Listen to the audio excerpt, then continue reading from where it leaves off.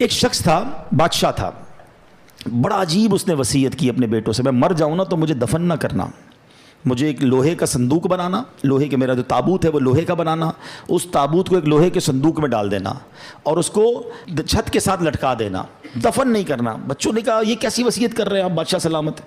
کہتا میں یہ وصیت اس لیے کر رہا ہوں کہ میں قبر میں جاؤں ہی نا، جب قبر میں جاؤں گا نہیں تو عذاب بھی نہیں ہوگا۔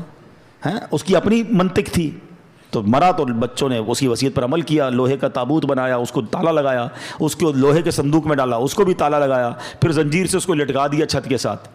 تو کہتے ہیں جب یہ سب ہو گیا تو ابھی کمرہ بند کیا، رات ہوئی تو کمرے سے آوازیں آنے لگیں، سب پریشان کہ تابوت بھی بند، اس پر بھی تالا، صندوق پر بھی تالا، وہ تو لٹکا ہوا پر لیکن اوپر سے بڑی خوفناک آوازیں آ رہی۔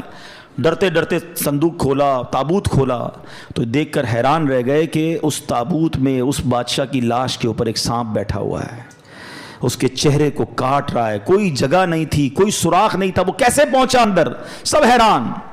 اب جناب بڑی مشکل سے سانپ کو نکالا، اس کو مارا، پھر صندوق کو بند کیا، پھر لٹکا دیا، جیسے تیسے کر کے رات گزر گئی۔ اگلی رات پھر کمرے سے آوازیں آنے لگیں، پھر جا کے جب صندوق کھولا، تابوت کھولا تو اس سے بڑا سانپ اس کی صندوق میں موجود تھا جو اس کو کاٹ رہا تھا۔ اللہ اکبر! پھر اس سانپ کو باہر نکالا، سانپ کو مارا، پھر تالا لگایا، پھر لٹکا دیا۔ اگلی رات پھر آوازیں، جب دیکھا تو پتہ چلا کہ اب تو اندر آگ بھڑک رہی ہے۔ اب بچوں کو سمجھ آ گئی کہ ہم کچھ بھی کر لیں یہ عذاب ہی ہے، اس سے چھٹکارا نہیں ہے۔ وہ بادشاہ کی لاش کو نکالا اور قبر میں دفنا دیا۔ اے میرے پیارے اسلامی بھائیوں، یہ سمجھنی ہے بات۔ ہو رہی ہے عمر بسلے برف کم، چپ کے رفتہ رفتہ دم بدم۔ برف والے کو بیچتے ہوئے دیکھا ہے؟ برف جس کے ہاتھ میں ہو اس کو بڑی ٹینشن ہوتی ہے۔ ہم سب کی زندگی میں کوئی ایک برف کی، ہمیں سب کو ایک بلاک دے دیا گیا، برف پگھل رہی ہے، کبھی بھی ختم ہو جائے گی، کسی کی کل ختم ہونی ہے، کسی کی مہینے میں ختم ہو جائے گی۔